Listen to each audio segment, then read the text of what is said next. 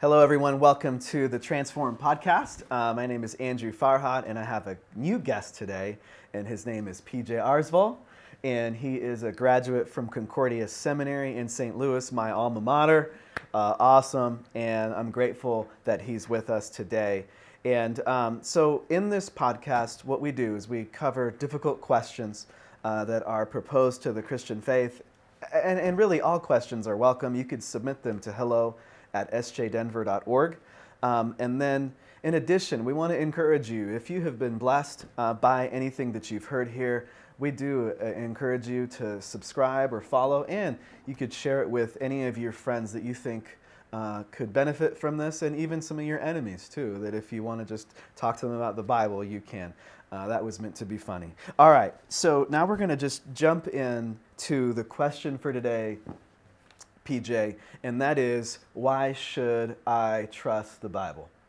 And isn't it written by men? Isn't it full of myths? And so that is kind of where we're going today. And so I will just start off with, so I wasn't always a believer in this stuff. So I was a skeptic. And so what we're going to go over here are some of the things that changed my mind in my journey. And that really happened for me in college when I was about 19 years old. And I think one of the things is, as we think about, is this myth or is it history? One thing that stood out to me, and that continues to stand out to me, is the number of extra biblical sources that verify the same information. So let's start with Jesus, because he's kind of the central figure of all 66 books in the Bible.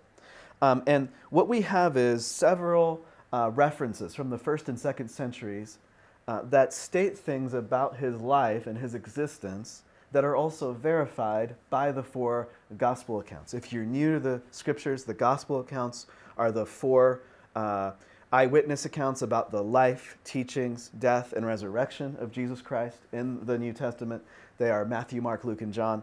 But I will start with not Matthew, Mark, Luke, and John, because if you're a skeptic, you're probably like, well, I'm not going to verify the Bible with the Bible. I want to verify it with extra biblical sources, right, PJ? Yeah, exactly. So basically, let's start with this one. Tacitus is a Roman orator and public official, born in AD 56, died in 120 AD, probably one of the greatest historians and the greatest prose stylists who wrote in the Latin language.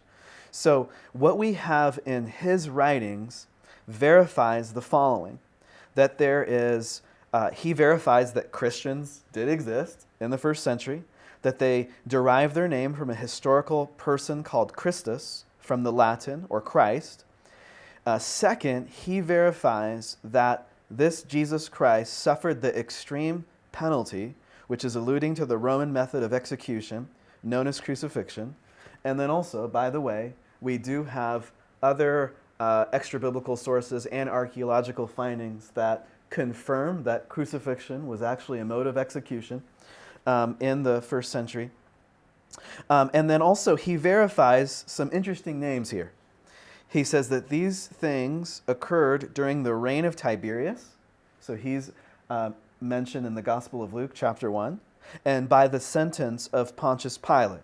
And of course, he is the Roman official who ultimately allowed for the execution of Jesus by crucifixion. So that's interesting. So you have historical figures that are referenced by Tacitus. Yeah, and it's amazing just how many of those details line up, because you have somebody else who's coming in and who's looking at, just reporting on what's happening. And within that, it's not just, there's a guy named Jesus, but all of these different details that we see in the gospel accounts that the gospel writers are reporting, we see pop up throughout kind of the historical record too of the people at the time and day and age, to a point where it almost feels like they're trying to confirm it, but they're just reporting what's happening. Who are these people and what are they doing? Absolutely. And so, and that is an awesome point. And we're going to, after we cover these extra biblical sources, what we'll have a chance to do as well is PJ is going to jump in on, well, who were the gospel writers, and we'll jump into that, and that's going to be good. And so, second reference is to a guy named Pliny. Okay, he's the Roman governor of Bithynia in Asia Minor. In one of his letters dated around 112 AD, he asks Trajan's advice about the appropriate way to conduct legal proceedings against those accused of being Christians.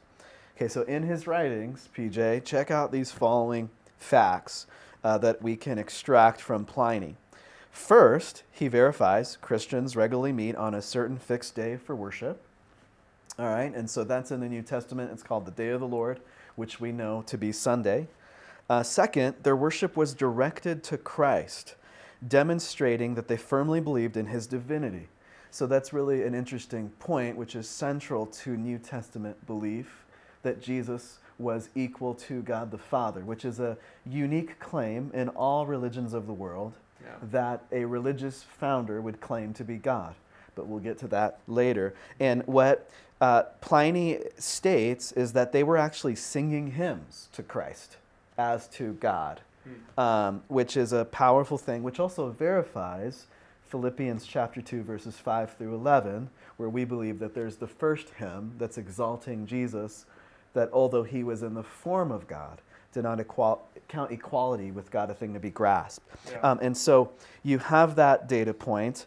And then in addition, or rather piggybacking on that, Pliny understood that Christians were worshiping an actual historical person as God. And this is the central New Testament foundation of our faith, that Jesus is Lord and we consider him fully divine and fully human. Yeah, and just that acknowledgement right off the bat, because I think in recent years there's been this push to kind of get to the human Jesus, which is important. But it's important to note that from the very beginning, there has been a following of people who consider Jesus not just a human, but as the Son of God. That wasn't a later development, but from the beginning, that's who they believed he was. And so it verifies that this Christian movement is not something that kind of formed over time, but kind of launched at the time of Jesus. So are you saying that there wasn't like a Lutheran voters assembly that voted on that? No, I don't think that popped up at any point. Yeah, so there was not a democratic vote on this. It was simply something that the first believers just said, this is the faith that we have received. Yeah. And what we'll talk about later too is when we consider Jesus, because obviously if you're listening and you haven't yet put your faith in Jesus, PJ, wouldn't you say like that's the central question that our faith hinges on? Yeah, we'll definitely get to that. But as you'll see throughout the conversation, ultimately our faith is in Jesus. And we use the Bible, and it's been this great gift to point us to Jesus, but he is the center. Yes. And so if you're not a follower of Jesus, then it's understandable that the Bible wouldn't make sense. It's understandable that there's things that are confusing. It's things that are confusing and we have to grapple with even as believers. But ultimately it points to Jesus, and we'll get to that. Absolutely. And one of the things that we all have to wrestle with is, who did Jesus claim to be? Yeah. You know, why would we want to think that he was... We want to wrestle with his claims. Okay, you're saying you're this. Well, what have you done to back that up? And we'll talk about that in a bit. The third first century source is actually, check this out, Josephus, a Jewish historian. So, this is a Jewish man. Yeah, not a Christian. But check out what he says here, PJ. This is an eye-opening quotation. He goes, "About this time, there lived Jesus, a wise man, if indeed one ought to call him a man, for he wrought surprising feats. He was the Christ. When Pilate condemned him to be crucified, those who had come to love him did not give up their affection for him. On the third day he appeared, restored to life, and the tribe of Christians has not disappeared." Wow. Doesn't it sound like maybe a light bulb turned on for Josephus there? It certainly feels that way. Yeah, because he was asked by the Romans to kind of categorize and record the history of the Jewish people. And so this event obviously was so influential, the life of Jesus and what he did in his ministry, and the Christians that sprouted forth, that in an account of the Jewish faith, he felt the need to record this. So you can't miss this. This is so important. And yeah, it does feel like a light bulb went off, like that he would be willing to write down that strong of a statement. Right. And then also, this is kind of a, somewhat of a strengthening of the faith for me, is that the Christian faith has its historical roots in the Jewish faith, and that the first 39 books of the Bible are called the Old Testament, which is all written by Hebrew people, and Yeah. it's pointing forward to who the Christ will be. And then Josephus is a Jewish person who's saying Jesus is the Christ. And then all of the New Testament is written by Jewish Christians who are verifying that very ancient faith that came through Abraham, Isaac, and Jacob that was passed down to them. Definitely. Yeah, so very interesting when we consider all of that. And so there are several extra biblical sources in addition to those three. And there's too many to mention, but some of the noteworthy ones I'm just going to highlight are from Suetonius, Celsus, the Babylonian Talmud, Thallus, Bar Serapion, Phlegon. Those are in addition to Pliny, Tacitus, and Josephus. And there's more. And so there's a lot there. So it's just like, okay, we're not reading myths. We're not reading, somebody just made some story up and just said, hey, this sounds interesting to just, deceive the world. But rather, these historical events are verified in extra biblical sources. And then, just as I reflect on this, PJ, the whole world has been changed by the most famous man in the world, and his name is Jesus. Yeah. So regardless of what we think about the New Testament, we have to wrestle with the fact that there are over 2 billion people that worship him as God today, about 2,000 years later, and the faith has spread to places like Africa, China, and is continuing to spread rapidly. Yeah. Whether or not you are a Christian, believe Jesus is Lord, I mean, the Christian faith and what Jesus has done has changed the course of history. And anyone can point to that, and people will disagree on how good or bad that was, but it has changed everything. And Sure. That's why the Bible is the number one most published book. And like you said, 2 billion people across the world, not just in one area, but throughout the nations believe. Absolutely. One of my friends, he goes, that's not a believer, he goes, Andrew, I just came back from Europe, and man, there are paintings of Jesus everywhere. Yeah. And I was like, that's awesome, and I really invite you to check out a gospel just to see a historical account of who he was. I don't know if he ever did, but anyway.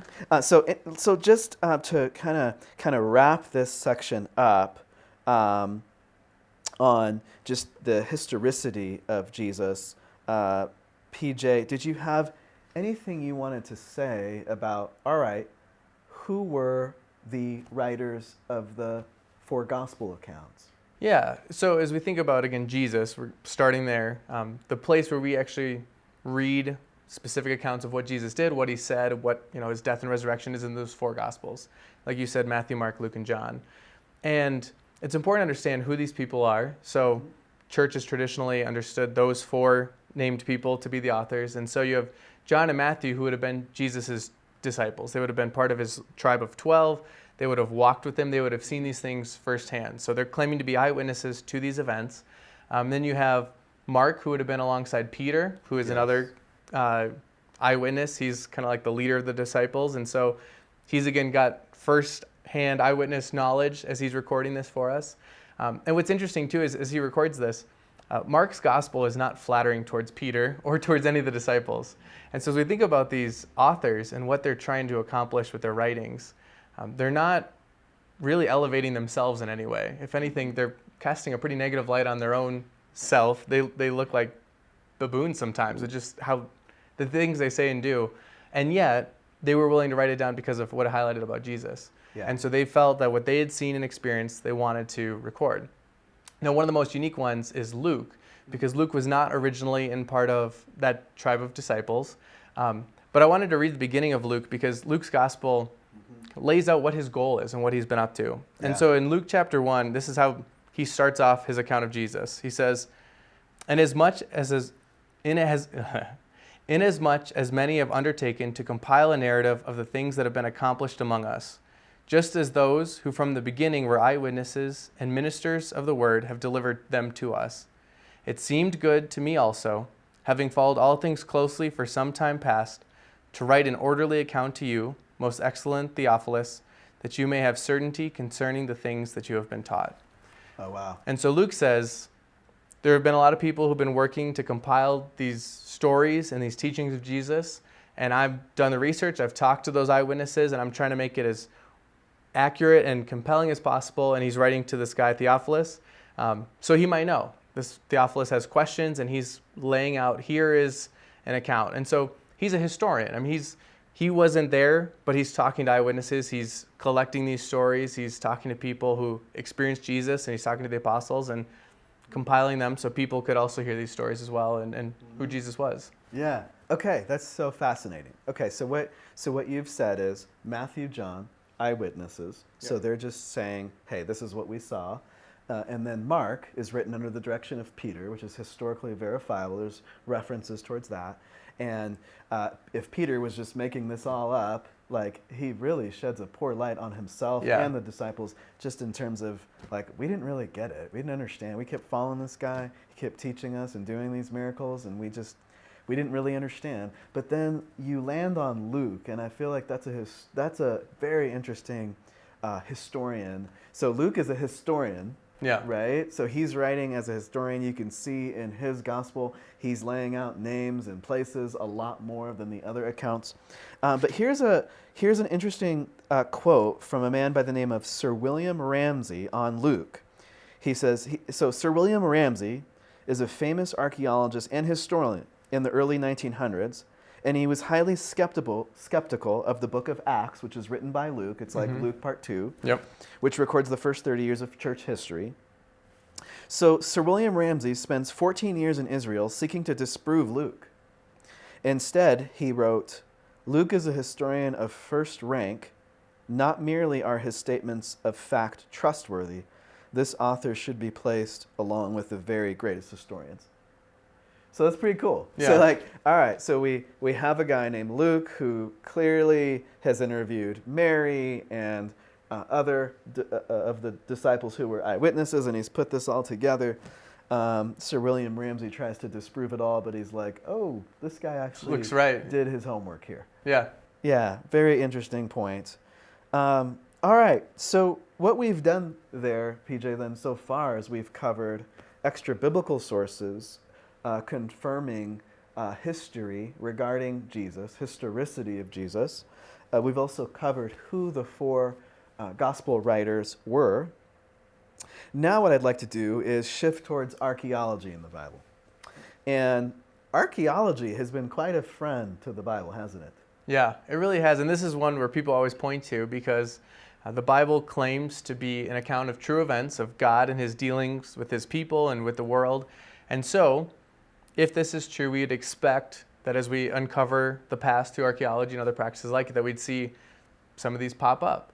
And to be fair, there's people who on both sides will pull up one example in support and pull up one example against, but it is remarkable how many things archaeology has pointed to and confirmed the scriptural account. So for instance, if we're just looking in the New Testament, Jesus' time and thereafter, we have archaeological evidence of Herod's temple in Jerusalem, the Durban inscription of Kerti Hayuk in Asia Minor, Erastus inscription in Corinth in Greece, a lot of Paul's correspondence with the church in Corinth, and he's writing in Corinth from Rome. We have the tomb of Augustus in Rome, Italy, the pool of Siloam, and the Pontius Pilate stone. So all of these real places, these landmarks, these buildings, these inscriptions that are alluded to or specifically referenced in Scripture in the New Testament, we find pop up in archaeological evidence that they actually manifest. Oh, there it is. That's what they were talking about. Wow. Okay, and you've named some big ones, but the list is even longer for the New Testament. And I think obviously the New Testament is written approximately 2,000 years ago, so we would expect to find more archaeology verifying places and so forth. So that's pretty cool. But then I think the elephant in the room, PJ, is what about the Old Testament? Yeah. Is there any archaeology that verifies anything? Because that's a long time ago when all that stuff happened. That is. And that's one of the tricky things with any scientific practice going backwards is the further you go, the harder it is to project and to find. And so obviously the further you go, the harder it is for archaeology to give us a full, accurate representation of what life looked like, what existed. And yet we still have found archaeologists have found quite a bit of evidence for a lot of the things found in the Old Testament as well, as we look way back. So for instance, archaeologists have uncovered the Hittite ruins. So the Hittites were a people in kind of that area of the Middle East that the Israelites had a lot of interactions with, and there's a lot of scripture talking about their interactions. And they found ruins and evidence of their society, artifacts, clay tablets, archives. And so there's been a lot of work that's discovered, these people really did exist. Yeah, and those Hittites are referenced in the first 5 books of the Bible. Yeah. Hebrew people call that the Torah, and Christians call it the Pentateuch, and it's the books of Genesis, Exodus, Leviticus, Numbers, and Deuteronomy. The Hittite civilization is referenced. Yeah, okay, wow. Exactly. Just other examples, the Merneptah stele inscription by an ancient Egyptian king, which dates back to probably around 1200 BC, was discovered just about the turn into the 20th century. And it verifies that there was a people called Israel at that time. So again, as we think of how recent these people that Jesus came into were, we see 1200 BC, clear example that they existed. In 1993, there was an Israeli archaeologist who discovered the Tel Dan inscription, which is a 9th century tablet and commemorates an Aramean king and his defeat of the king of Israel and the king of the house of David. So again, more example of this battle and the celebration of what has been done, but specifically in an interaction and a battle with Israel and their people. And then you have Dr. Nelson Gluck, who's an American rabbi and archaeologist who discovered over 1,500 ancient sites in Israel mentioned in the Bible. And so There's many examples, but we see that these are not just random things, but these are real events, real places that we have archaeological proof of. Wow. Okay, so that's very interesting because obviously as 21st century Americans, we think of Israel as a country that was established in 1948. Yeah. Prior to that, it was Palestine only. But what this is saying is the Israel people, a people known as Israel, existed a long time ago. And not only that, but there's references to King of the House of David. Yeah, How cool it's a is very that? specific reference. Yeah. Yeah, King David is of course one of the writers of the Psalms and a significant historical king in the Old Testament. Mm-hmm. Well, that's really cool. Okay, so what we've covered then so far is extra biblical sources, who the writers were of the Gospels, the friendliness of archaeology to the Bible. Yeah. Anything else you want to add about archaeology? Well, the one thing that I'd just say, like I said, people can point to examples of that are for and against, and there's sometimes where it's, if this happened, why don't we have archaeological evidence for such and such event or such and such city? And that's fair, right? We want to. That's a fair point. I think it's just always important to remember that we only have so much information right now. So a great example is the city of Troy. So Homer writes about the city of Troy, and everyone knows like the Trojan horse story and the battles of Troy. And for a long time, Troy was just considered a mythical city. Historians were pretty much in agreement that this isn't a real city. This is just a made-up one for these mythologies. And then lo and behold, not that long ago, in the I think mid-20th century, archaeological evidence pops up evidence that Troy was a real city and it actually exists. And so the point of that is not to say that we don't trust archaeological evidence or that it's wrong, it's always going to change, but just realize that we always have a limited view at any given time, and so we might continue to discover things. There's some things that are lost to time in archaeology, but just because we don't have evidence of any given event or city doesn't necessarily mean that it's not a real event. Because otherwise, Troy didn't exist, and now all of a sudden we realize, it did. Oh, it did. Yeah. Okay, so your point is that even if there are archaeological findings yet to be discovered to verify certain events in Israel's history, history is telling us it doesn't mean it's not going to be discovered tomorrow or 100 years from now. And certainly in our lifetime, it's like there's so much that's happening. The Dead Sea Scrolls, of course, are a recent historical finding. And then, of course, this 1993 discovery of the Tel Dan inscription verifying King David is too. So one thing, cool. I was going to say one thing that's tough too is if you look at the land of Israel, you look at that region, it has changed hands so many times. The different people groups, and Scripture testifies to that. Recent history testifies to that. And so one of the tricky things is, I mean, you look at some regions that have had less civilizations, and it's easier to find ruins, but you have so many cities being destroyed and rebuilt, and so it's always going to make it more difficult to find any specific exact thing.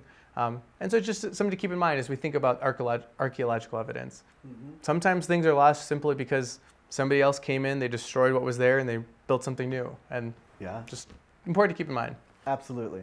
So PJ, then so far what we've covered is the Bible history. And I think what we've presented arguments in favor of that understanding with extra biblical sources verifying the historicity of what is stated in the Bible, as well as a very friendly item, which is archaeological findings, friendly to the Bible. But that still begs the question, is the Bible divinely inspired? I think that is enough food for thought for our listeners to grapple with and wrestle with. And if you were blessed by today's podcast, we would encourage you to subscribe or follow, and then also to share it with anyone else that you think could be encouraged or strengthened in their faith. And then, of course, as we go into this topic, the whole point of this is not just to know that the Scriptures are divinely inspired, but to read them and to find a local church where there is biblical preaching and to take in the Word of God as the bread of life and food for your soul. And so if you have any other questions, please submit them to hello@sjdenver.org, and we'll see you next time.